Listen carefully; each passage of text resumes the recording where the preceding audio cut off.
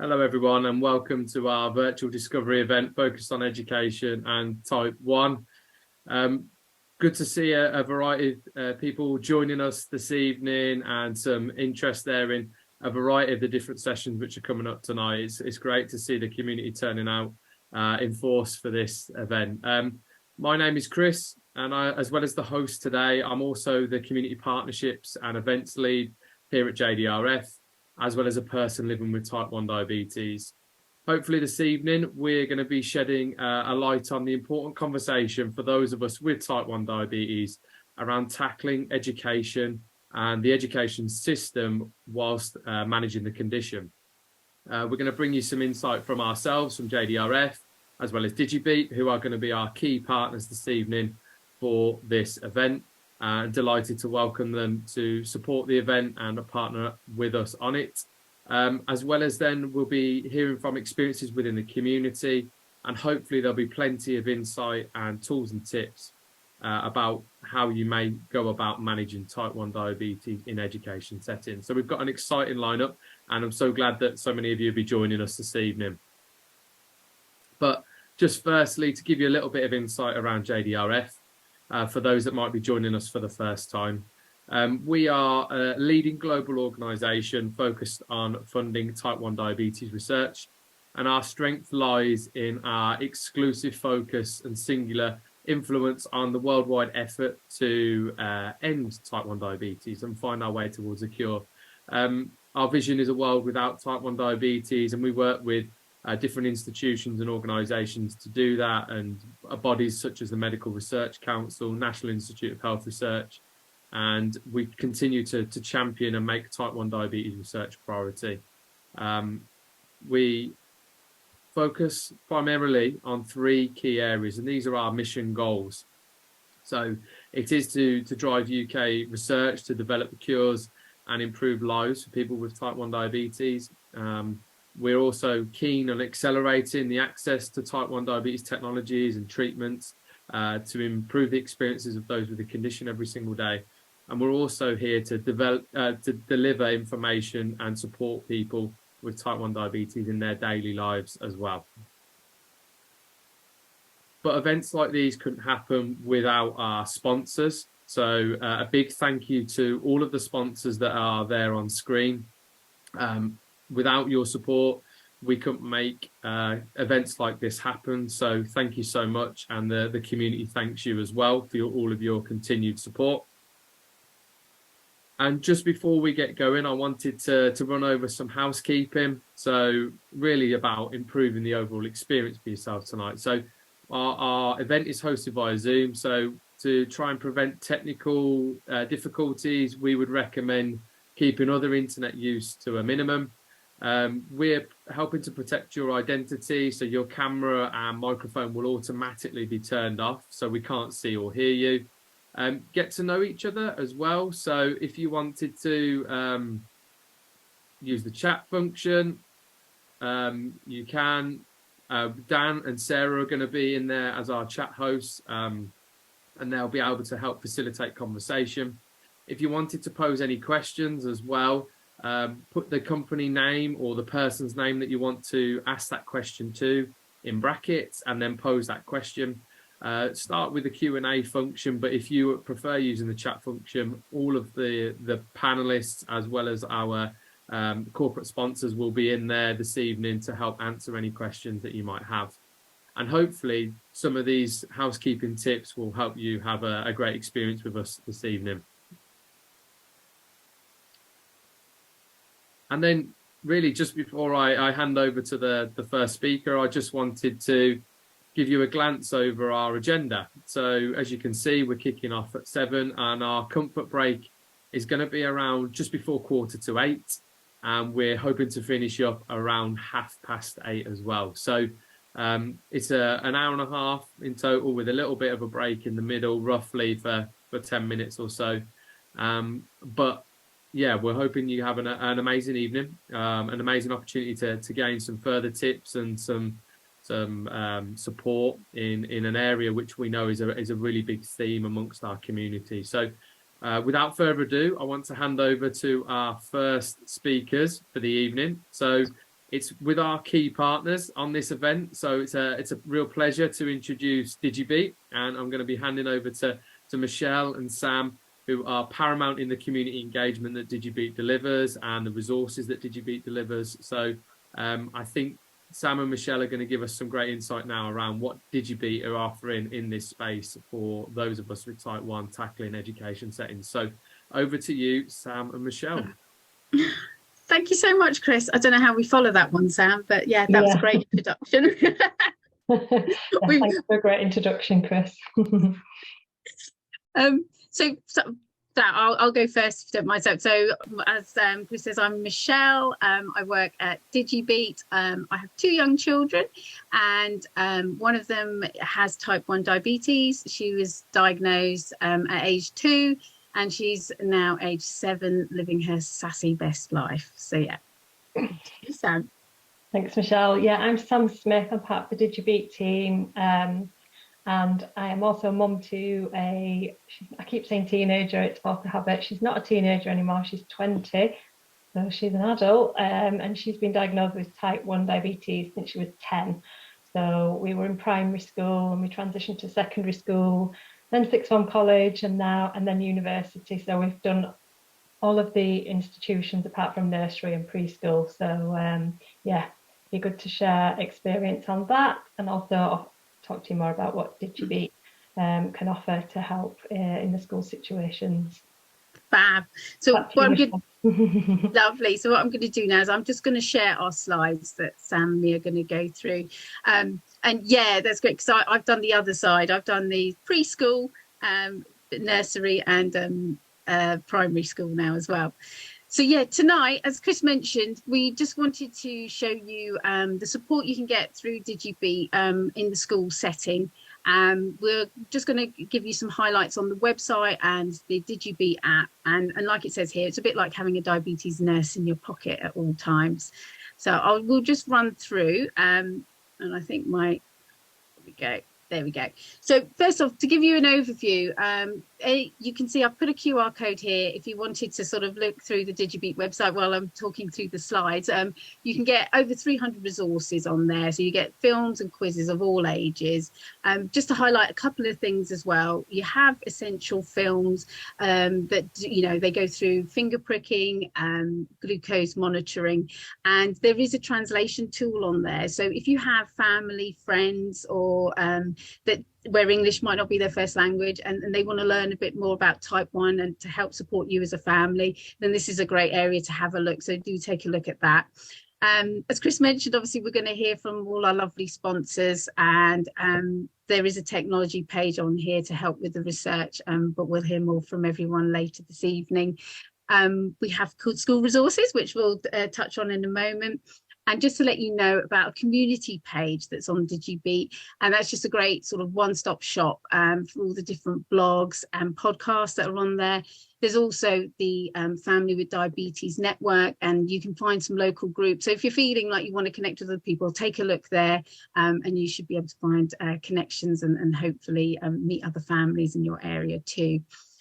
So without further ado, we just want to show you, I've focused on the schools page, and again there's a new QR code, and that goes direct to the primary school. There is a section on there for those of you that have young children that are in primary school, so if you take a look on the website you'll find that. But just to highlight tonight, because I know we'll be talking to Tom Murphy shortly about the primary school experience, there's some great films on here from teachers and teaching assistants.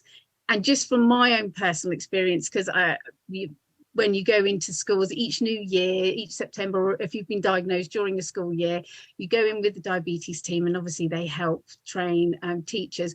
And there's some lovely films on here. And what I've done is actually share these films with the teachers in advance. And that's just to sort of give them a little bit of comfort, because some teachers will have already had maybe experience of having a child with type 1, although everyone is different, so they're still learning, and those that haven't had any experience, this will all be brand new, so it just adds to help that support. So take a look at those films, and I find the teachers do find them quite helpful too. There's some good films on there as well about what happens to the brain with blood glucose levels, so that might help explain a little bit that child might not be able to focus as much. And so, yeah, just take a look at those there. And there's managing exercise at school, some lovely films on there from people in the community and from the team. We also have links to school packs from JDRF, and I know JDRF will go through their section shortly and give you more detail on that. And we have links to government guidelines. You do have support by law. So have a look at this and see what support is expected in a school setting. You'll find quite a lot of useful documents on there. And then on the secondary school, so for those of you who are sort of a bit further down, there's some films on there as well, again from teachers and teaching assistants. There's some lovely animations, and actually this is on for most of the pages, about what type 1 diabetes is, because we don't always want to keep explaining to people, and this is just a nice 2-minute animation that sort of gives a great overview. Again, can help teachers, can help your school friends understand a bit as well, if you just want them to sort of get understand what's happening for you as a person at secondary school. And there's a starting secondary school animation on there as well. So take a look at that, especially if you're transitioning to secondary school. And then some preparing for exams and films on there about what happens and how to prepare. Some lovely films from people in the community and some top tips. And we will be coming up with sharing some top tips. And as you can see there, about the transition from primary and secondary school, because Sam and I will be having a lovely chat with Tara and Talia and a bit later on today, so you'll get lots from there as well. And again, links to JDRF packs and the government guidelines. So that's sort of given you a bit of an overview of the website. And what I just wanted to show was the DigiBete app. So for those of you, what you do need to do is get a code from your clinic. And then this will be tailored, so all that kind of information will be tailored to the age that your young person or your child is at school. So you'll find that it's got content for the films, but it'll be more tailored to that age group. But what we wanted to let you know that you might not be aware is that you can have your profile on 6 devices. So this could actually be really helpful, to share with school, and it could help with school trips so that they could sort of use the profile as well. So do make sure you get your clinic code. And I should say that it's a huge thanks to the Leeds Children's Hospital who have helped support us in the clinic side of getting this together as well. There is a section on here, and it's called My T1D, and that is the organizer part of your app. So it's to help put your clinic dates in there, take notes, have your basal profile on there if you're injections or on a pump in case you have any emergency. So this is a great spot for that. But what is most useful in this context of school as well, which I'll hand over to Sam now, is to do with this care plan. We have a new interactive care plan. So I'll just hand to you, Sam. So yeah, digital school care plan. So one of the features that is quite new to the app, well, it's not in the app actually, but once you're registered with the app, your clinic will be able to create a digital school care plan. So as it says on here, it's interactive, and your team would create the care plan. They would invite the parents or carers to be part of editing that care plan. So they invite you via a clinic, what's called a clinic portal. So you sort of log into the care plan and update any information that you want to put in there.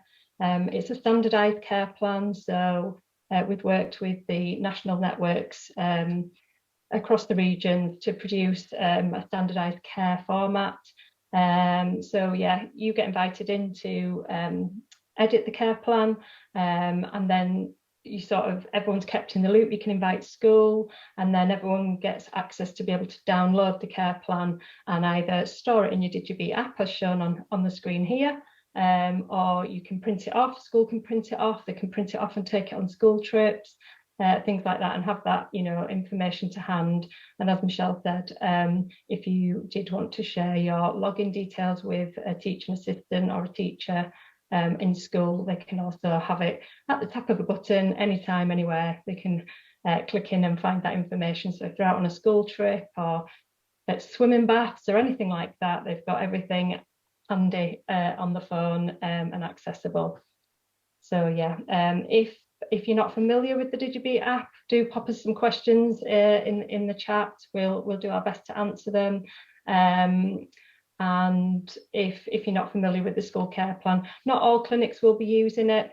But if you're interested in using it, keeping it up to date, easy to maintain and update going forwards, do speak to your clinic, and we can support the clinics as well with using the digital care plans. So yeah, that's a little bit about the DigiBete resources. I love this slide to end on. It really does take a village to raise a tech child, and that's why we're all here tonight. Fantastic community working together. So thank you to JDRF for inviting us and being a partnership on this event. And like I said, do pop any questions that you might have in the chat. Me and Michelle will be here till the end to answer them. Thank you. Thanks. But on with that final quote. Thank you both. Great update and obviously brilliant resources for all of us in the Type 1 community tackling schools. And yeah, thank you so much for that update and for partnering with us on the event. We're now going to move on to a presentation from Idel, who is our information and content lead at JDRF, who's going to discuss the JDRF resources that are particularly associated to education settings. So thank you, Idel, for doing this presentation for us. My name is Idel and I am part of the community engagement team here at JDRF. I'm here to speak to you all this evening about some of our resources that can help support young people in education. We can already see how essential it is that schools and educational settings have the information and support that they need to understand Type 1 and support young people in schools. We're going to cover off a few of our schools and education resources we have here at JDRF, namely our Skills Pack, e-learning module and our University Toolkit. Let's talk about Type 1 Diabetes School Pack as a free information pack for parents and schools to support young people with Type 1 diabetes in school, at home and when socialising. Our Skills Pack equips parents and teachers with the information you need to understand Type 1 diabetes and support children in school and when visiting the home of friends. It comes in a hard copy and e-download format. The pack is made up of an A5 folder which includes our Schools Guide, Parents Guide, Hypo Procedure Guide, Student Hypo Card, Assembly Plan and downloads. Our School Guide is a 12-page guide including the facts about Type 1 diabetes, symptoms of hypos and hypers, and what to do if a child's blood glucose level gets too high or too low, managing medication and further resources. Our Parents Guide is a 4-page guide including useful things to think about when inviting a child with Type 1 round to play or for a tea or sleepover, plus Type 1 diabetes facts. Our Hypo Procedure Guide is a handy 4-page guide for parents to complete with key information about their child's Type 1 diabetes before sharing with school or friends' parents. It includes a 9-step procedure for managing the hypo and when to seek medical attention. Our Student Hypo Card is a small card for children to complete and carry with them. The card gives vital information such as where the child's blood testing kit and emergency snack box is kept, signs of a hypo and emergency contacts. Our Assembly Plan for teachers and pupils and School Pack flyer helps you promote our Skills Pack to others. There is also a copy of the School Thank You Certificate which is included in the School Pack, as well as lesson plans available for Science Key Stage 1 to 5, Literacy Key Stage 1 and 2, and PHSE Key Stage 1 and 2. We also have a free e-learning module for schools to learn more about supporting pupils with Type 1 diabetes in educational settings. The incidence of Type 1 is increasing by 4% each year. Current legislation states that it is the duty of staff who work with children or young people living with type 1 to support them appropriately. To ensure staff have all the information they need, we have worked closely with the NCYPDN and the Virtual College to produce this module, which is made up of 2 sections, a basic and an advanced section. The courses are CPD certified. The basic version of an awareness of type 1 in schools and other settings aims to provide an awareness of what type 1 is, the signs and symptoms of hypos and hypers, and how to support children and young people with type 1. The advanced version focuses more on best practice when monitoring glucose levels and how to administer insulin using the various devices available. Here at JDRF, we want to help ensure your type 1 diabetes will not be an obstacle to university life. The information on this site will help you manage your condition effectively while studying. Our university kit has been made in collaboration with NHS England and Diabetes UK and has a whole selection of sections such as planning and preparing for university, exams and stress, managing sick days, and new friends and relationships. Downloads also include a guide for friends, a guide for flatmates, and a healthcare professional transfer letter template. For further information on our JDRF resources focusing on education and even more, please visit our website or contact us at outreach@jdrf.org.uk. Thank you.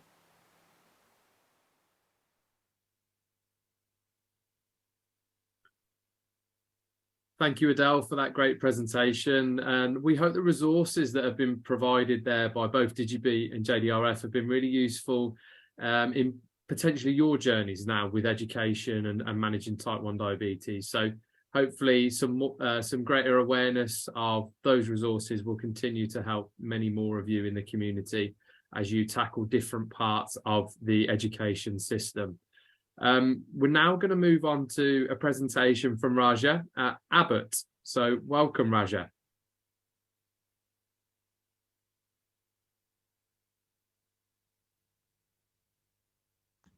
Hi everyone, good evening. I'm Raja. I work in the marketing team for Abbott. At Abbott, we believe people with diabetes should enjoy active lives. So we're focused on making breakthrough technology accessible and approachable for all. Our groundbreaking sensing technology is revolutionizing how people monitor glucose and providing healthcare professionals with more data to make better, informed treatment decisions. We're going to show you a short clip of the Freestyle Libre so you can see what that looks like. If you have any questions, I'm happy to answer them through the Q&A function. Yeah, thank you.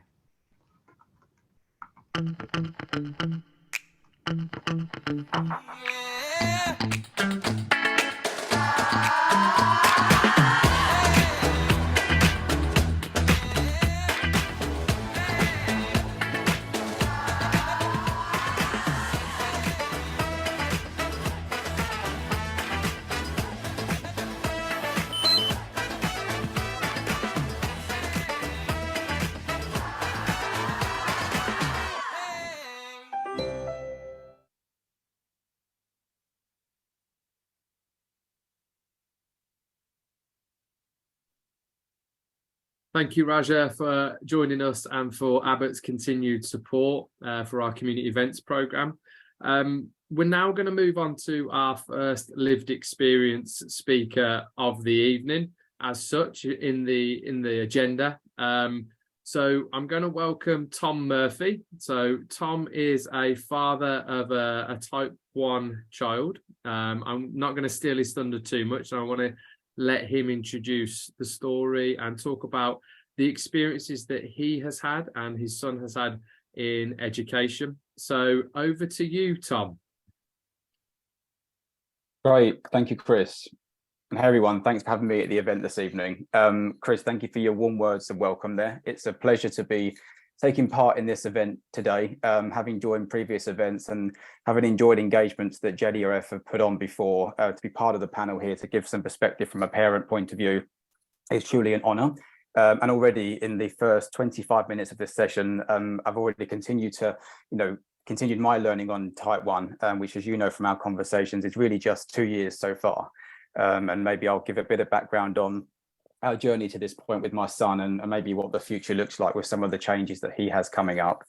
Thinking back to the opening comments there from Sam and Michelle, I certainly wish I'd been introduced much earlier in the with life with my son with type 1, because all of the tips and tricks and all the information there would have certainly been very helpful, leading at the start and leading to now. So already the learning has been great for me as well.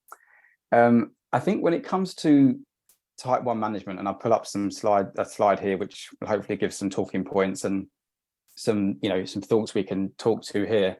I guess one thing that was evident to me at the very start of our type 1 journey as a family is there's no one magic recipe or magic method for managing type 1. Whilst there are clearly methods and protocols to managing the condition, type 1 is so individual and unique to any one person that might be living with that.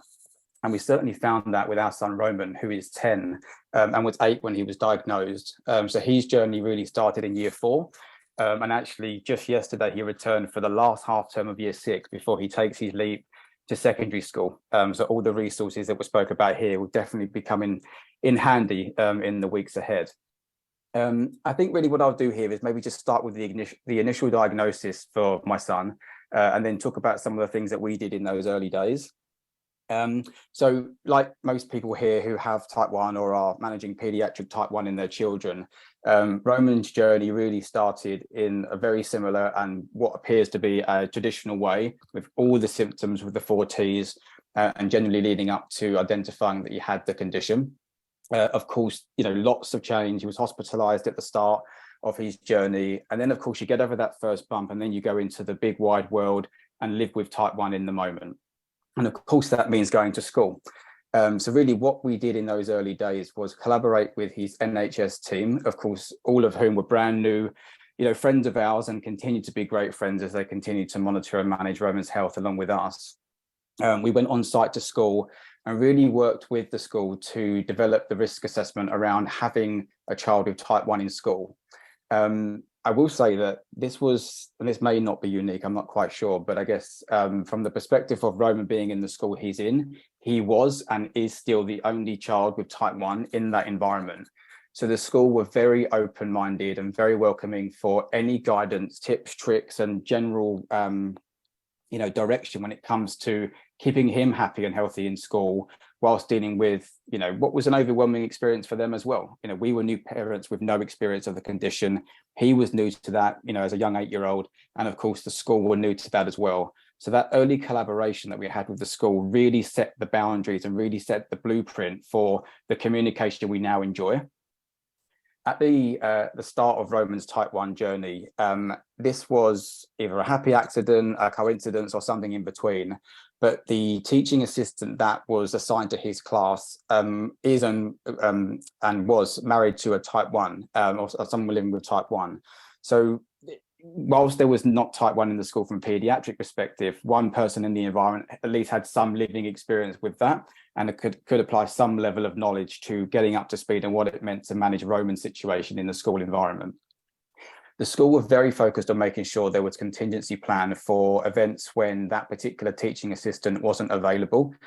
So actually over the course of 6 months, our school cross-trained 4 other members of staff, and they made that decision based on people that Roman was coming into contact with on a regular basis. That was teachers that would take PE classes. They were teaching assistants that would cover for days when his actual teaching assistant wasn't there. So the logic around the training was very well thought out. And all the training they went through means that at any given point in the school day, on the basis that all of those members of staff are working on that day, Roman has a go-to person if he should need support. And he depended heavily on that in the early days.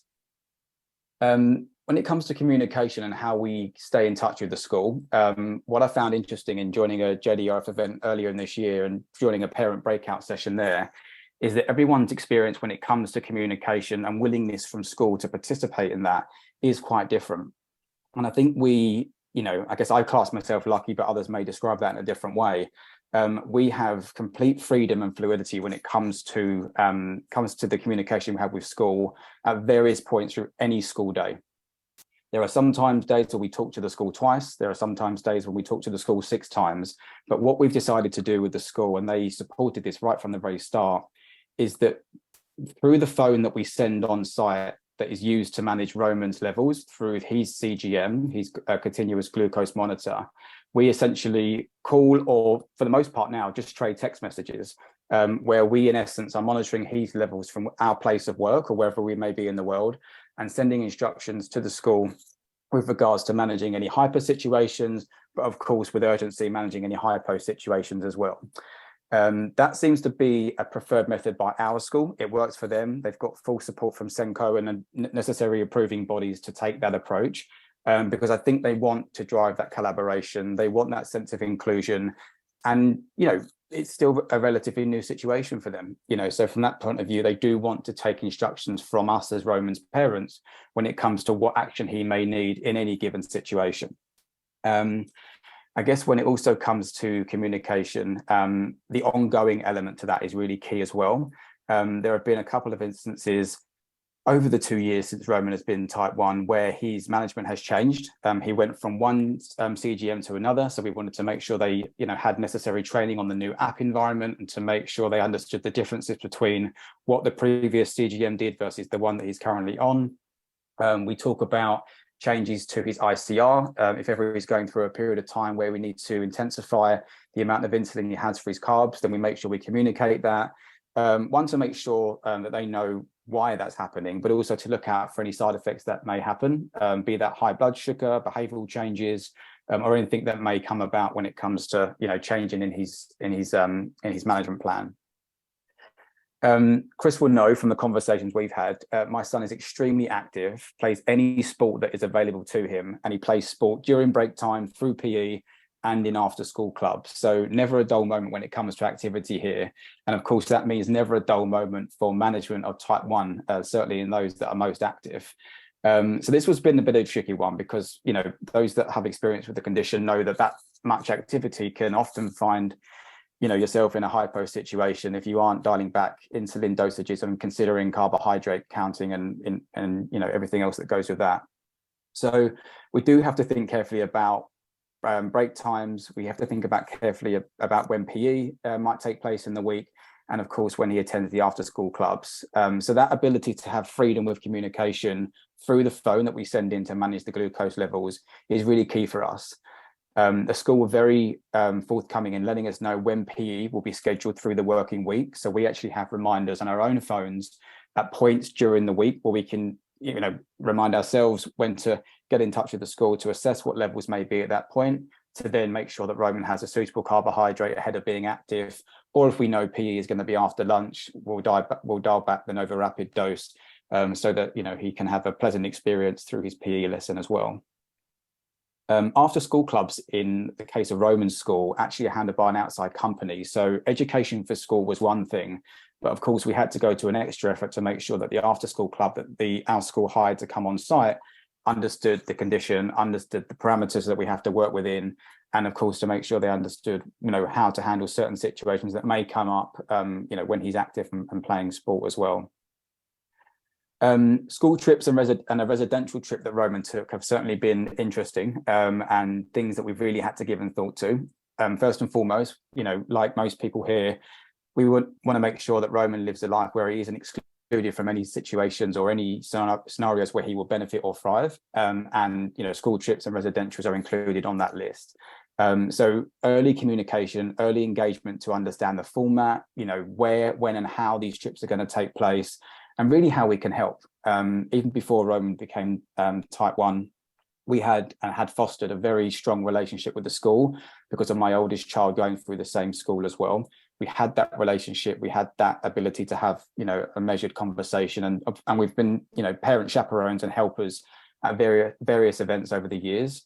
So being able to attend and be a parent chaperone whilst having one eye on type 1 through that particular situation was welcomed by the school, both on day school trips, certainly in the early days, that was welcome and actually suggested, and we had various conversations about his week-long residential that took place in September, and I think we landed at a place where my attendance to that trip was best, all things considered.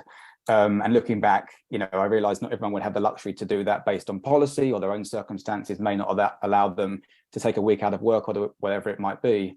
But certainly, with all the spontaneity that residential trip came with, the midnight feasts, the late minute trips to the park, the late night games of football, I was just happy that I could be in that environment, seeing him have fun, taking a step back from, becoming a burden to him, but being there to handle situations which inevitably came up every day. So that was something we got the chance to be part of. Exam preparation has been topical of late. I already mentioned that Roman is in year 6 of school, so he leaves in just a few short weeks to go to secondary. And for anyone attending today that has a year 6 student will know that just before the half term, they took their SATs exams. This was the first kind of round of serious, in quotes, exams that Roman has taken, where he felt pressure to perform or had to go through various mock exams to know where he might land with his grades and everything else. But of course, we wanted to make sure he was given the best chance possible to show what he can do in those exams and to achieve the scores that the school ultimately thought he could achieve. So that came with understanding the exam timetable. When would the exams be? How would they be sat? How would he signal for a hypo during the exam? If he were to have high blood sugar in the exam, would we make a decision to leave that until the exam were over, or to intervene and take him out of that environment? So we really had to think about, what that meant, so that he really got the best chance, like everybody else in the room, when it comes to, putting his best foot forward and being able to focus in that environment. But again, we achieved that through that open collaboration and partnership with the staff at the school. Food management in school comes in all different shapes and sizes, as many here will know. Roman actually prefers to go into school with a packed lunch, and has always done that, which helps from 2 perspectives. It helps with more accurate carb counting for those that manage their type 1 in that fashion. Roman actually is also celiac, so must have a strict gluten-free diet as well. So that helps us make sure there's no cross-contamination or gluten in his diet when he's in the school environment. So that's how we manage that. And again, through a simple exchange of text messages, or sometimes the odd call, if there is a bit of a trickier day compared to others, we will send an instruction with regards to how many carbohydrates are in the lunchbox, assuming he eats the whole thing, and what insulin dose he should have for that day. And again, we take all those circumstances into account and communicate that to the school. And that's then documented as a communication from us that should be his dose for the day.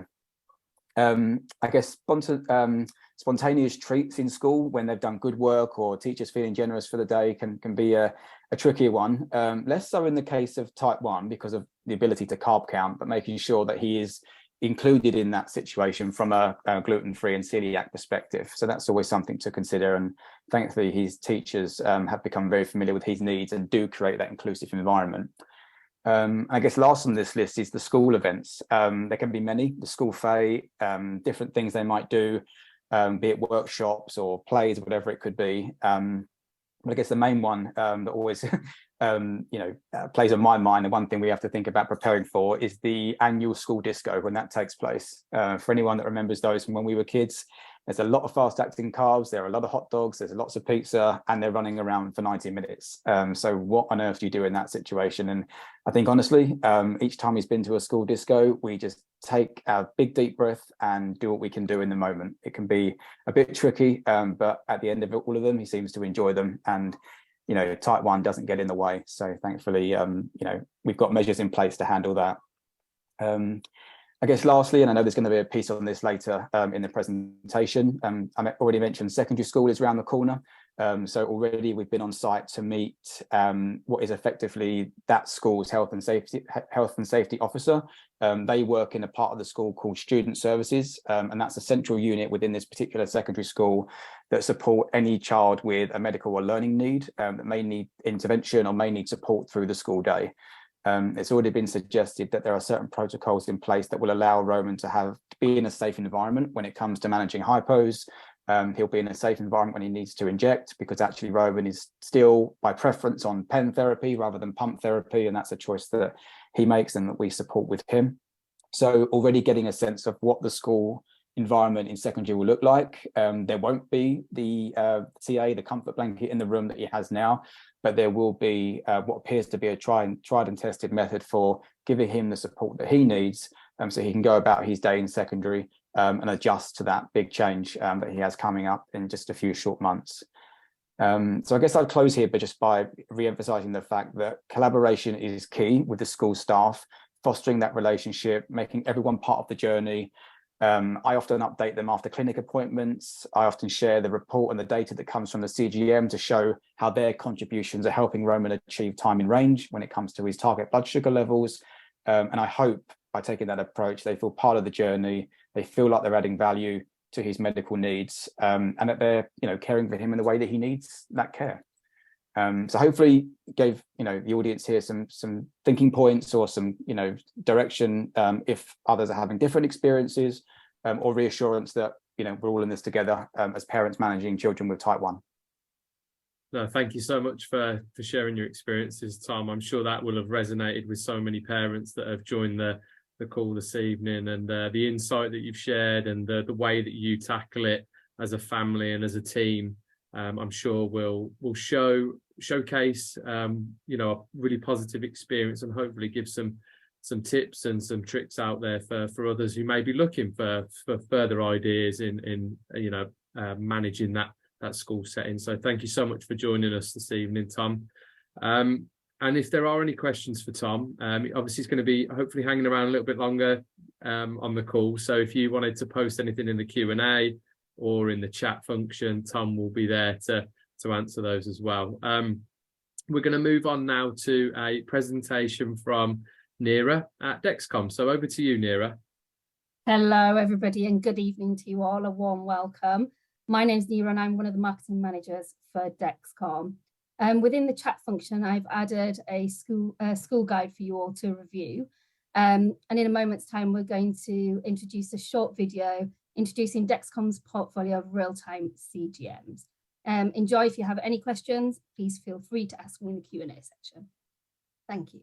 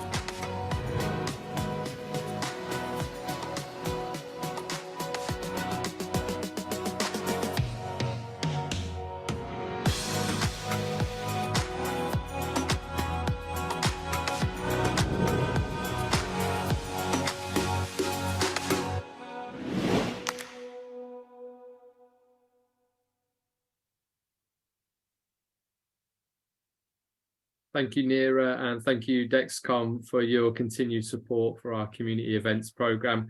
We're now going to move over to a presentation from Candice at CamDiab. Welcome, Candice. Hi, thank you very much, and thank you for having us at this fabulous event. I'm just going to share my screen with you and then just take you briefly through CamDiab's offering of Cam APS, which is the world's first, it's just thinking, sorry, my computer, world's first closed loop system available on a app. I'm sorry, it's still thinking, so I'll just carry on the slides. There we go. So world's first app that has the closed loop system on it. And the Cam APS system offers you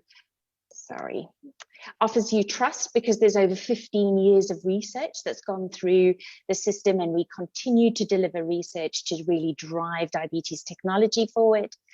It is a CE mark, so licensed for the age of 1 all the way up to sort of, I think our oldest we started on the system is 83 years of age, as well as in pregnancy. So the algorithm is the most advanced algorithm, learning in a multitude of ways, constantly adapting and learning, and this learning can be transferred from product to product. Being able to control your diabetes bolus from a personal phone offers discretion. We have the data to prove that our outcomes are fabulous, as well as that sort of ease of use to be able to reduce the burden of type 1. Having your algorithm and your learning on an app is future-proofing it, so it can be updated continually. And the idea of having it on the app makes it interoperable, so we can link with different pumps. So we have 2 systems, same algorithm, one linking with the Dana pump, one linking with the Ipso pump. We have a choice of CGM, so the Dexcom G6 with either system, but also the Libre 3 with the MyLife and Ipso pump system. And we offer Android at the moment and soon iOS. So a lot of diabetes devices all linked together to be able to drive the outcomes and the glucose management you hope for. But from a school's perspective, being able to watch your loved one while they're not with you is really important. So the system also uploads to Gluco. We have SMS alert function if anything happens on the phone, any high or low alerts. And we also have a companion function that allows you to have the same app on your phone that mirrors what's happening with your child. So a one-stop shop to manage type 1 diabetes. If you want to find out more, please visit our website or ask me any questions in the chat. Thank you very much for your time. Thank you, Candice, and thank you, Cam Diab, for your support this evening. We're now going to move on to a presentation from Insulet and Karen. So welcome, Karen.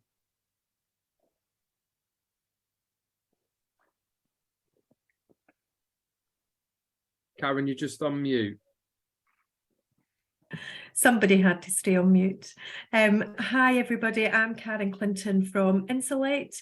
I'm just going to share some slides about the Omnipod Dash system and the Omnipod 5 system for you tonight. Okay, you see that okay? Yeah, all good. So at Insulet, we appreciate choosing an insulin pump is not an easy decision. And with the Omnipod promise, it means there's no lock-in period. So it's pay-as-you-pod. It means you have the flexibility to use the technology that's right for you at the right time. So some of you may have seen the Omnipod Dash system already. It's a tubeless, waterproof insulin pump for people with type 1 diabetes. It consists just of the 2 parts that you can see on the screen here, the pod, which is a pump, and the handset, which sends messages to the pod via Bluetooth technology. The pod is small and lightweight and can be worn on any of the body sites that are recommended for insulin injection. It can be worn discreetly under your clothes or out on show, whatever the individual prefers. Has a small flexible cannula, which is automatically inserted at the touch of a button with no need to ever see or handle the needle. The pod holds and delivers the insulin without any tubes. It's tubeless without any tubes being in the way. And being waterproof, it can be worn in the bath, the shower, or when swimming without any disruption to your insulin delivery. And on the right here, you can see the new Omnipod 5 system, which we're super excited to bring to the market later this month. And this is our hybrid closed loop system. And I'm just going to show a short video to introduce that to you. Introducing Omnipod 5, the first tubeless automated insulin delivery system that integrates with Dexcom G6, working together, which may help protect against highs and lows day and night. With no multiple daily injections and no finger pricks, the Omnipod 5 system consists of the tubeless pod, the Dexcom G6 CGM, and the Omnipod 5 controller. Every 5 minutes, the Dexcom G6 reports glucose levels to the pod. Smart Adjust technology within the pod automatically adjusts your insulin. The pod stays at work while you live your life. The Omnipod 5 controller features helpful tools like the Smart Bolus calculator for meals and the activity feature for exercise. Simplify automated insulin delivery with the first tubeless, waterproof, automated insulin delivery system that integrates with Dexcom G6. Simplify diabetes, simplify life. Omnipod. Thank you, and happy to answer any questions in the chat that you have. Thanks. Great. Thank you, Karen, and thank you, Insulet, for the continued support for the community events programme. We're now going to move on to our comfort break for the evening. So with us running a little bit behind schedule, I suggest that we break for around 7 minutes. So if we can be back for about 2 minutes to 8, so 19:58. So grab yourself a quick cuppa and we'll see you back at 19:58. Welcome back, everyone, and hope you managed to grab a quick refreshment there and are ready for the next session. So we're now going to be joined by Jane from Medtrum. So welcome, Jane. Hi, good evening, everybody. I'm just sharing my screen with you. There we go. So I have a question. Does size matter? So Medtrum are passionate about making diabetes a smaller part of life. This is the nano tubeless insulin pump and CGM with optional smartphone control. What Medtrum brings you is more than a patch pump. Both nano pump and CGM can be used independently. However, the magic really happens when the pump and CGM are integrated, giving peace of mind with predictive low glucose suspend to help prevent hypoglycemia. The system is also future-proof for hybrid closed loop, which will be launched next year. Uniquely, Medtrum users have the option to control their pump using either the small, discrete personal diabetes manager, PDM, or a compatible smartphone for both Apple and Android. Smartphone pump control gives users greater freedom and discretion when managing diabetes. People tell us they feel more normal, more engaged with their diabetes, giving them discrete management, improved control, and less to carry, lose, or break. Oh, sorry. Just skipping through my slides. Whether using the phone or PDM to control the pump, using the system is simple and easy. And giving a bolus is as quick and discreet as sending a text. The tiny waterproof patch delivers up to 3 days of insulin and can be worn anywhere you might give an injection. The reusable pump base stores bolus commands and basal patterns and continues to deliver insulin even if separated from the controller. The Nano CGM has a small ultra-thin profile. It consists of a rechargeable transmitter and factory-calibrated sensor with an up to 14-day wear. You can set your own alarms and alerts. The CGM can be worn standalone or better still combined with a pump. With Medtrum, you are dealing with just one company for all your pump and or CGM needs. We provide 24-hour support, 365 days a year with our helpline, and you can request a free demo patch to try. Just visit our UK website. Details can be seen on the screen or in the chat box. Thank you very much. Thank you, Jane, and thank you, Medtrum, for your support for the community engagement programme and community engagement events programme. We're now going to move on to a presentation from Julie and Caroline at Medtronic. So welcome both. Hello. Hi, I'm just going to get my slides up for you now.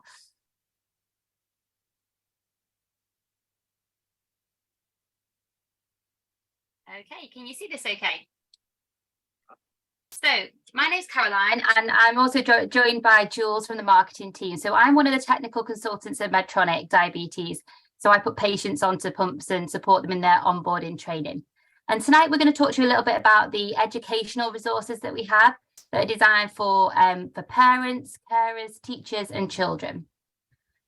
So the first of the resources that we wanted to talk to you about was the Learn with Lenny videos. These are actually freely available on YouTube and they support children right through their journey with diabetes. So from that initial diagnosis, right through to things like how to change a sensor. And we'll be dropping all these links down in the chat box below. So if you want to have a little look later on, you've got a chance to.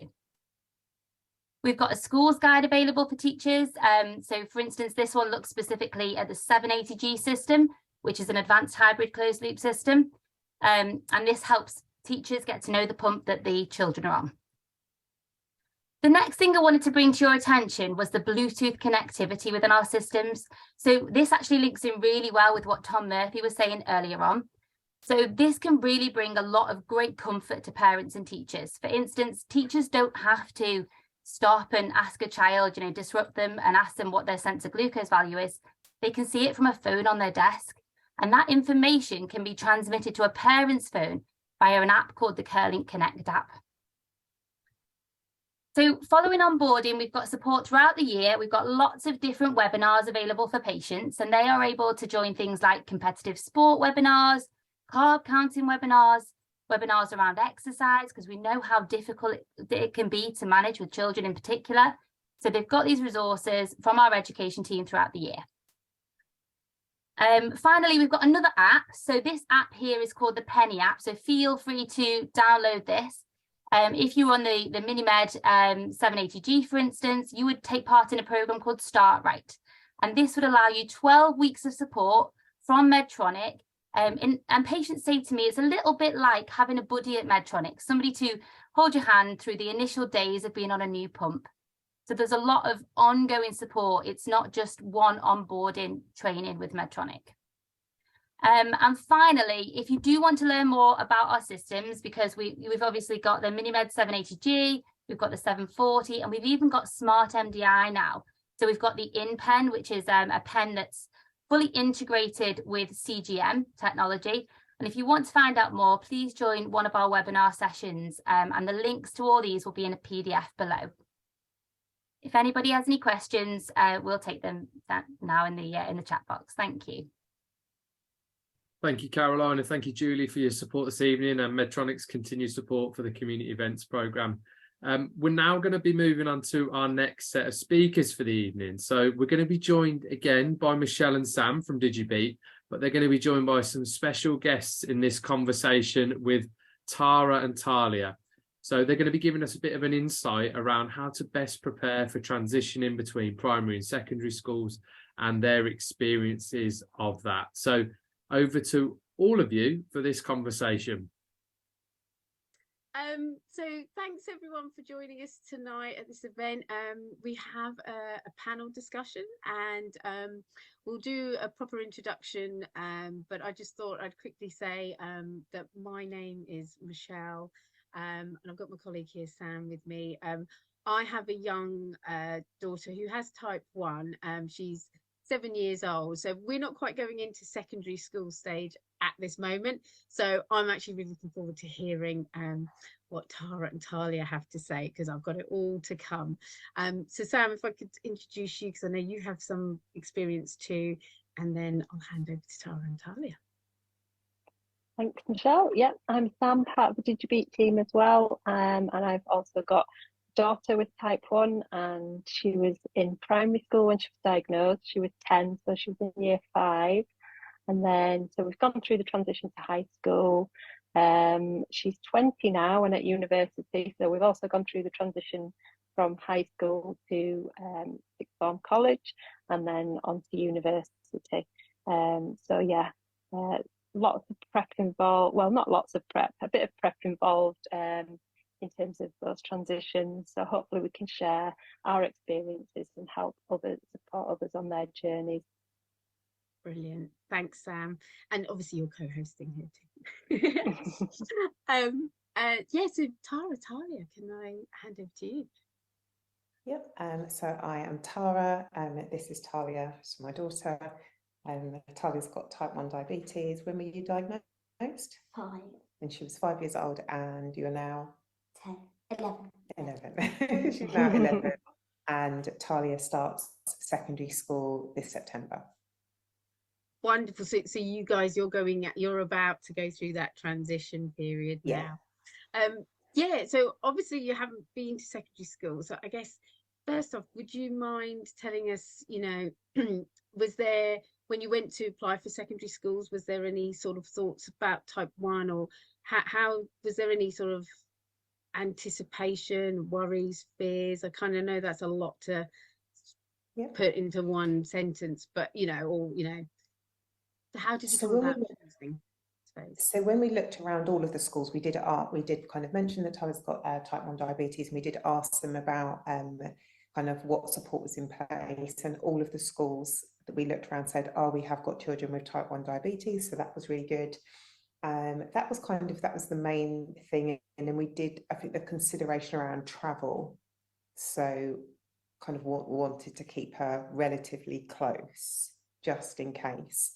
But other than that, because we've got a friend, my eldest daughter's friend, Ella, has got type 1 diabetes, and they go to the same dance school. Ella's stepped over.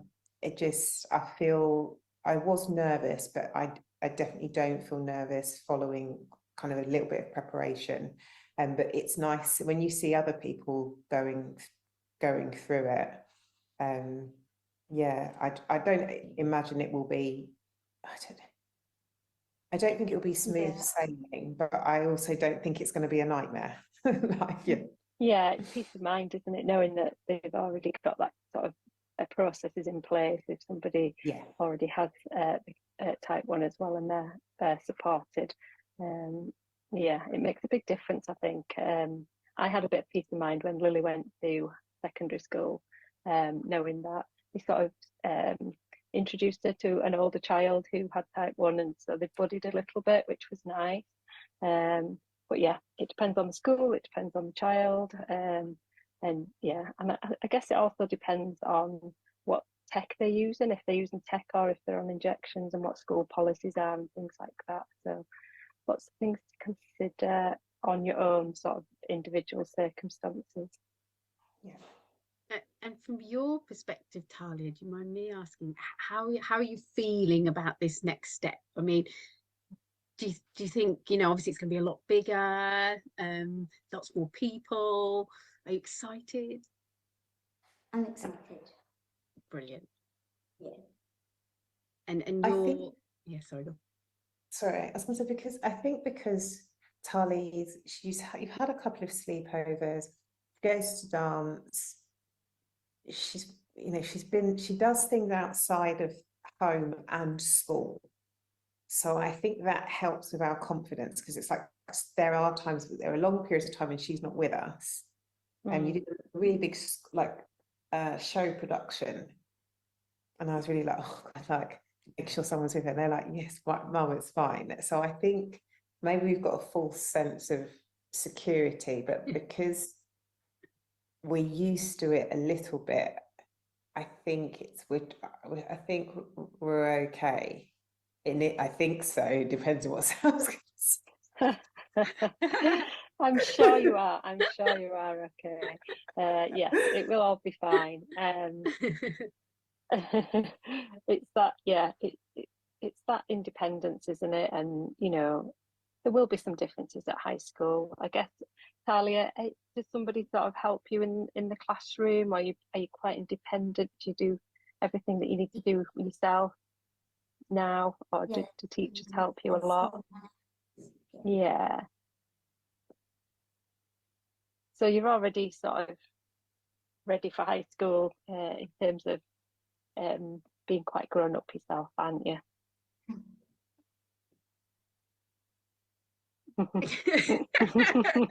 Oh, true mum there, true mum. Sorry, Michelle, go on. No, I was going to say, just because when I seen Tara's reaction, that's maybe I'm skipping ahead here, but I'm just thinking from your perspective, Tara, letting go a little bit more, because I know, Sam, you probably could talk to this as well, that's what I would be a bit, like, oh, am I ready yet? They're going on to a bigger school. How as a parent, do we step back, or is any tips on that? Maybe Sam, I'll go to you first, or Tara's thoughts. Yeah, so what I would say is what comes first is Talia having a nice time and making new friends and enjoying school and all of that comes first. So when they come home from school, don't say what were your numbers, just say, oh, did you have a nice day? Yeah, but I think things have changed a little bit since Lily went. So Lily didn't have continuous glucose monitor or anything like that. So she was a little bit reluctant, shall we say, to do everything that she needed to do in front of her friends, especially when she first started, because there was new people that she'd not met before. So she'd gone from primary school where she knew everybody in the class. Everybody knew, you know, if something beeped, it was Lily, that kind of thing. Because she had an insulin pump, but she used to do finger prick checks. So she was a bit reluctant to do all of that and fit in with what all her friends were doing when she went to secondary school. So it took her a little bit of getting used to, really. And she was a bit shy about it. I guess that's what it was. She didn't really want people to ask her questions, or, you know, when you're meeting new people, it's quite difficult to explain everything about type 1, isn't it? And she didn't want to have to do that. She didn't want to have to tell the teachers all about it. She just wanted to be, you know, like everybody else. So that was one of the challenges, I would say, about high school for my daughter. But she overcame all that. You know, she loved high school. She had a great time. There's just little things where you just think, oh, it is a bit different. And again, in terms of parents reaching out to school, it's just a bigger organisation than a primary school. It's just a little bit trickier to get hold of somebody on the phone sometimes. So, but I think, you know, because we have access to numbers on phones, we can see how they're doing through the day, that kind of thing. That brings a lot of peace of mind as well. So yeah, first and foremost is they're happy and having a good time at school. Brilliant, thanks, Sam. I mean, I don't know, Tara, what you're thinking there, but yeah, as soon as Sam said, because I know at the moment I go to primary school and it's like I can get straight to the teacher and I know who's looking after her. Yeah, I mean, is there any sort of reservations, or I know Sam sort of made me feel a bit better, but any reservations that you might have, or I'd say from that next stage? I think there are. I've already contacted the school and they've been really good, and we've got an appointment for a couple of weeks. Talia's going to summer school and I cancelled our holiday and lost loads of money to go. So we really wanted her to go to the transition. We rescheduled it. So she's going to the summer school. We've got a meeting with the school. Then there is a kind of like a locality-wide transition day. And then we've got another meeting. So in that respect, I feel really, really, really lucky. So that it seems like there is structured support in place. Just coincidentally, last week I did a Discovering Diabetes research session, and one of the mums had created on a one-page, it was like, oh, this is my daughter, she's got type 1 diabetes, or my name's Talia, I've got type 1 diabetes, this is how I may act if I'm low, this is how I may act if I'm high. So I'm going to try to get that. If not, I can, now I've got the questions, I can make one, or DigiBete might have one. So, and to give that to all of the teachers. My biggest reservation was Talia catching the bus, because that's one thing which we've not done. She's always with an adult. It's the periods of time when she's not. So her eldest sister Tia said she'll walk her to school, walk to the bus. So that's really good. Tia volunteered, so that was really cool. One lady did say she tracked her daughter. I don't know, really want to get into that. However, she did say it's just about making sure she's in a good level before she leaves home. And if she's not, then obviously call her. So I did speak to Tyler and said, if I call you, you pick up. And we're also getting, Tyler's going to get an Apple Watch. So in regards to the beeps, it can vibrate on her wrist. So we've got a little bit of a plan in place, but when I phoned up the school, the receptionist said, oh, I'm type 1 diabetes trained. We've got other children in the school. She did say she knows about the text. If you see that she's low, there will always be somebody that's trained on reception, and we will locate her. And then what we've also done is change her alert levels you know, like to give us more time. So if she's, you know, like 5, is to make sure, so we don't, there's no point in me phoning, you know, like if she's 4 and she's rapidly going down, that's like not too late, but just to kind of catch her catch her a little bit sooner. So I feel having those conversations, the school being involved, the transition days, I feel like we've got a lot more support than what I've heard from other families. Like they've not had any sort of communication. So I do feel really pleased with our team. Yeah, it does sound like they're giving you an amazing support, and that they're already sort of supporting other children in the same way. So that's fantastic. But yeah, unfortunately, it's not everybody's experience, is it? You see a lot of sort of parents pressing on the WhatsApp groups and things in Facebook groups, yeah, with issues. So yeah, but based on, you know, your experience, it's what I'd say to people is do get in touch with school and do have those meetings before.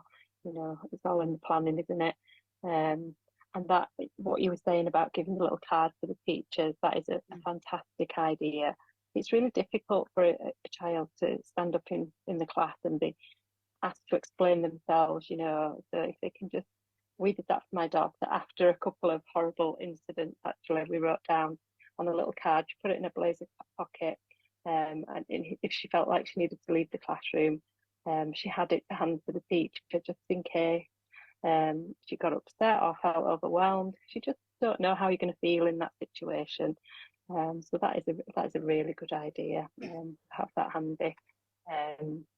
But yeah, I mean, I had a meeting before Lily started with the head of year, and was reassured that all teachers would know that she was type 1 and that she'd be allowed to do her checks or have hypo treatment and all that. But then sometimes you get supply teachers who don't know these things, or different teachers that have changed throughout the year. So again, having that backup, that little card, and obviously healthcare plans in place. I know they sort of don't carry them around everywhere with the child, but just having that sort of protocol and knowing that the office staff are trained, it's really good peace of mind as well. There was one incident that Lily had where she was low and didn't have any hypo treatment and was asked to walk to the office. So that wasn't great. So yeah, that training definitely comes in very handy. Yeah. So yeah, it's just thinking about all the little things that could happen, that possibly may never happen, but they could happen. Yeah, no, that's brilliant. I mean, Talia, but I guess one of the other things then is, I mean, what would you like teachers to know now? I know like Tara and Sam have come up with some brilliant ideas, and maybe you're involved as well, you know, with having a little card like that. But if, you know, they were all in front of you, and is there anything, and, you know, if I'm putting you on the spot, you know, give you time to think about it, but is there something particular that you'd like them to know? Maybe, you know, just what is type 1, just know it so I don't have to keep telling, or with your friends maybe. When I'm low, I can't focus. Yeah. Yeah, I think that's a really important thing, isn't it, that teachers might not always realise.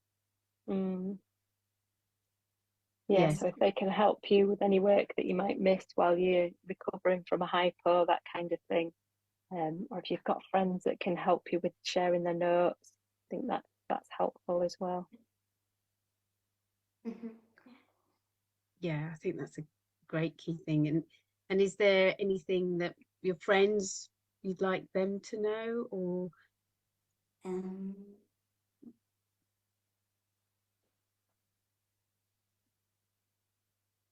I guess maybe like, would it help if they kind of recognize that, you know, when you say you find it hard to focus, then they might be able to tell the teacher for you, can they? Because you might not feel that you have that energy to tell, or, you know, if they could see the signs, would that help, do you think? Yeah. We did discuss, so you've got your friend Grace, one of Talia's friends. She's amazing. She knows so much. So we did talk about, I mean, all kids have phones, so over time, we've Talia developed some special friendships for me to have their number, just in case, or for them to have mine, just in case if they're not quite sure if they're out and about, to contact me. And I think I would say Tali's demeanour is very, she's very upbeat, relaxed, very jovial. But sometimes during a hypo, her personality can completely change. So if you didn't know her, you'd think, why are you being rude, or why are you doing this? Or so I think explaining that sometimes, not always, and sometimes she's just sassy, but sometimes it's like, okay, can we just check for levels?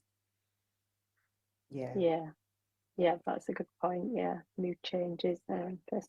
Yeah, definitely. I noticed that with my daughter as well. So you're not the only one, Talia. And you've got to be sassy when you're 11, otherwise when else are you sassy? Brilliant. I think, well, what we're hoping to do, well, what we're going to do after this panel as well is share some of the top tips that you guys have been talking about. So we will have a handout to share. But if just to sort of to summarize, or is there anything else that like Sam, Talia, Tara, that kind of jumps out at you that you think you'd like to sort of, I mean, I think you guys have done a brilliant job of putting my mind at rest a little bit, but if someone's watching this, anything that jumps to mind,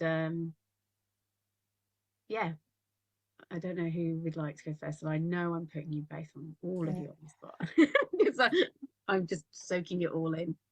We did this with the other girls. I've got 2 older children, but that test run going to school, catching the bus, and just slowly talking about, control, me just slowly taking a step back, and even at home. And I think it's fair to say that Tali knows we will look after her, like if she knows. So sometimes it beeps, so you don't care. It would be great if you could act on that beep. So just those little things, just trying to do it like that. But also, she's a child, it's that balance. But I think the card or the piece of paper, giving those out, having the tech, and just making sure, we're not going to change anything. So we've got the summer period now to kind of make sure we've got everything in place, between with a couple of devices, to just make sure we're nothing new, nothing extra, like new when she goes to secondary school. And I think that I'm just going to try to just be calm, like even with I've got a teenager, she's like the more hot work than Talia. Yeah. I know what you mean. Just trying to be calm and know that it's going to be up and down. Yeah. Well, as we know, no 2 days are the same with type 1, are they? So you're sort of used to that already, aren't you? Yeah. Oh. And I was going to say something then, but it's popped out my head. I'll have a think. Yeah. Well, so sorry, Sam. I was just going to say, so what you just said there as well, Talia, kind of, and you sort of alluded to earlier with talking about the diabetes tech, and this might be something that maybe quite a few young people, a bit like what you were saying, Sam, earlier, don't necessarily want to have attention drawn to them. So I think that's quite a nice top tip, what you were saying there about having it on a watch or your device, actually just a vibration rather than beep, beep, beep, everyone knows I think I quite liked what you were saying there. So I think that's, do you find that would be, you don't want to sort of every time you're sort of having a high or a low that other people always notice, it's just for you to sort of know to act, would you say? Yeah. And then another tip somebody did give is to set on the screensaver of their phone, they will put this as a medical advice, like this is mum's number. So that I did think, oh, that's a good idea. So to make sure they've got, if she does have to hand over her phone, they can easily have my contact details. Wonderful. So that's on the home screen. Yeah, we'll put that on. Oh, that's a really good idea. Yeah. Fantastic. Yeah. Brilliant. Oh, I mean, I guess we, this has been a brilliant discussion. And I don't know, Sam, I don't know if I want to leave the final thought with you, because you know, we've talked about this before. We know that no two schools are the same, or you know, and it's about the support you get. I thought, because I know you've been going to different places. Yeah, I think it's like based on experience. I think, you know, it's all in the preparation, speaking to school, making sure you've got a good contact at school. It can be a bit difficult with high schools, getting, you know, somebody to take that responsibility, I guess. But yeah, and if the child is confident, and you know, it sounds like Talia and Tara have got a fantastic plan in place already, and yeah, and technology helps, doesn't it? So being able to silence those alarms and things, but it's about being comfortable at school and being able to enjoy the school experience. So whatever you can do to put in place those kind of things. Obviously, there's going to be days that are different.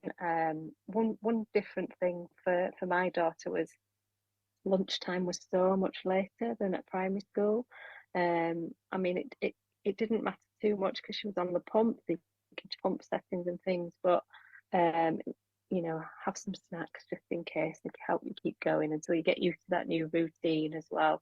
Because lunchtime was just, yeah, it seemed to take forever for her. And also, this may not be your experience, Talia, but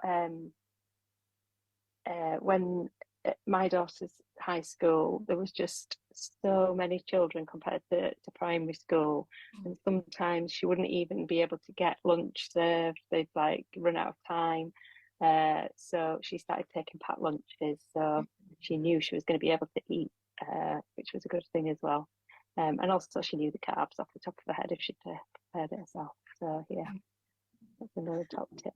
But yeah, I'm trying to think of any more top tips. I think we might have covered everything really.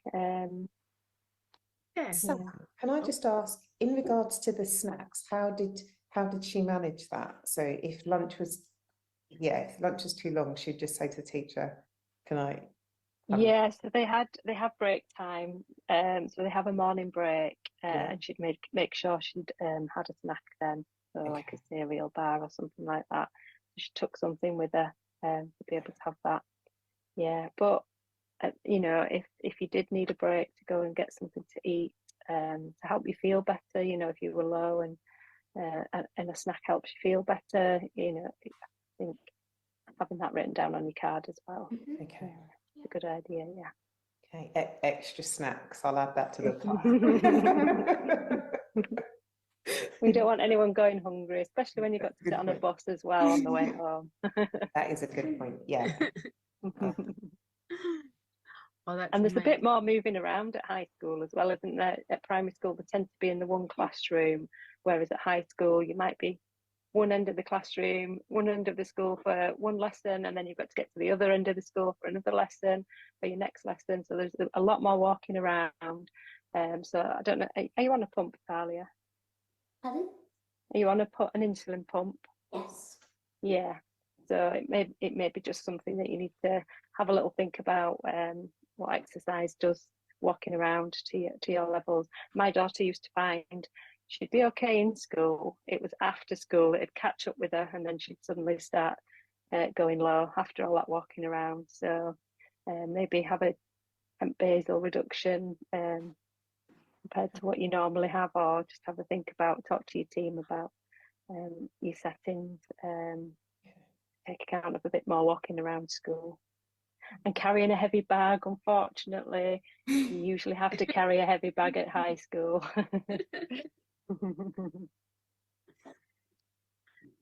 So yeah, I think that's all the top tips from me. Awesome. Well, thank you so much to Sam, and very much to Talia and Tara. Really appreciate you guys coming on and sharing your experiences, your hopes, your fears. And it's helped me. It's going to help so many other people. Really appreciate it. And as we mentioned, we'll put these top tips and we'll share them with everyone after this event. Thank you so much. And just to end on a positive note, Talia, high school is the best time ever. My youngest daughter It's her last day ever at high school on Friday, and she's really sad to be leaving. She doesn't want to leave high school. She's absolutely loved it. She's not type 1, but just to say the high school experience is one of the best, some of the best years of your life, so enjoy it. Thank you. Thanks.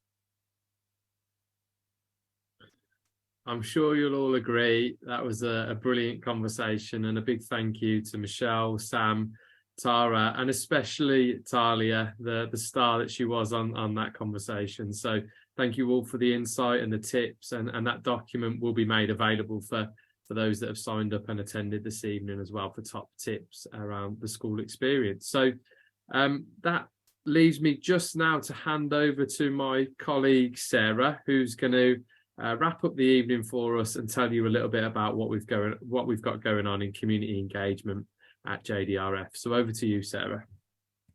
Thank you, Chris. Hello, everyone. Thank you so much for being here today. I'm just going to share my slides with you. Okay. Excellent. So I'm just going to be chatting to you for the last 5 minutes to give you some insight into what's coming up and what you can get involved in with JDRF. Before I get started, I just want to make it clear that all of these links to the upcoming events that I'm going to be discussing will be dropped into the chat, so you can easily access the sites when or if you'd like some more information. So first off, our next community event is taking place in person in Birmingham on Saturday, the 17th of June. So that's next Saturday.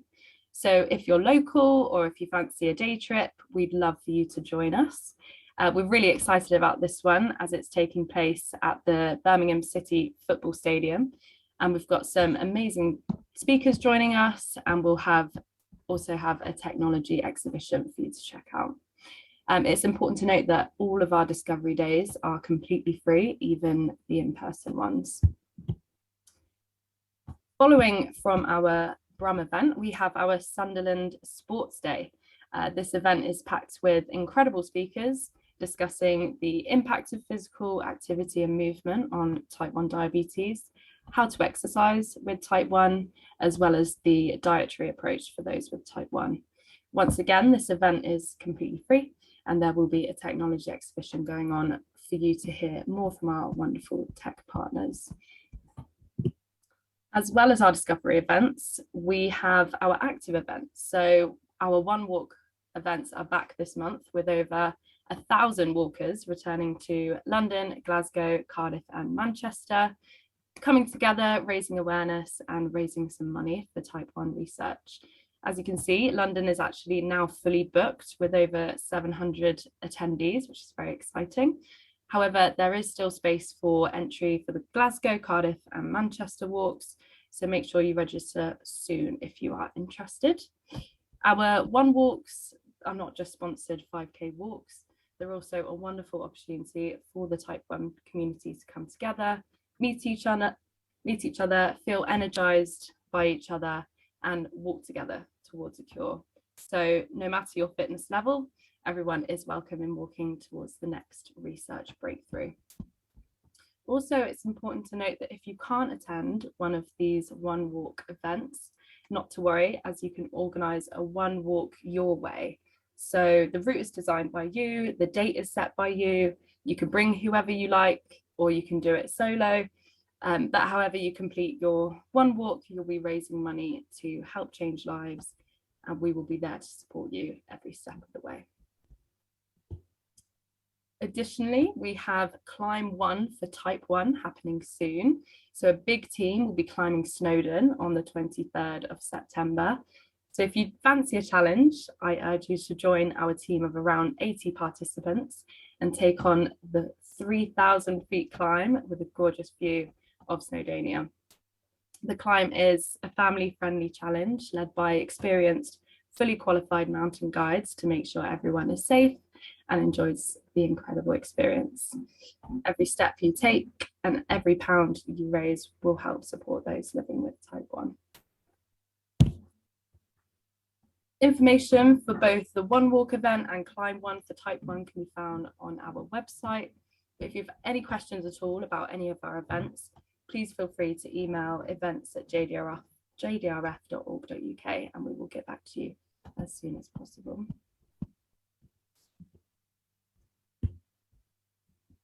Thank you so much. There's also opportunities for volunteering. So if you are interested in any of the things on the screen, then please also get in touch. You can find out more, the link that's going to be dropped in the chat now. Any donation of your time is much appreciated. Cool. A huge thank you to our sponsors, our speakers, DigiBete for partnering with us, of course, and making this happen. My wonderful colleagues at JDRF who have been supporting today, and to all of you who have turned up to watch. We hope it's been an event you've enjoyed and taken some useful information from. We really appreciate you being here with us today. I am aware that I've whizzed through this presentation as I'm conscious of the time, but just to let you know that if you do want to stick around for a while and look through the chat or the Q&A, then we are holding the webinar open for another 10 minutes or so to give you all a chance to read anything you've missed. And finally, we would really appreciate hearing your feedback about this event through our feedback form. We love to hear what you liked about the event, what you didn't like, or any improvements that we could make for our future sessions.